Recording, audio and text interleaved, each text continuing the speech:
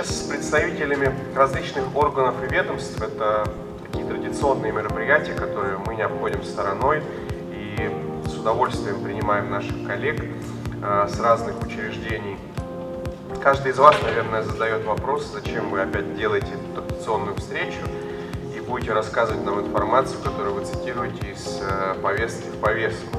Не только первокурсники, но и студенты старших курсов должны знакомиться с профилактикой нарушения в молодежной среде.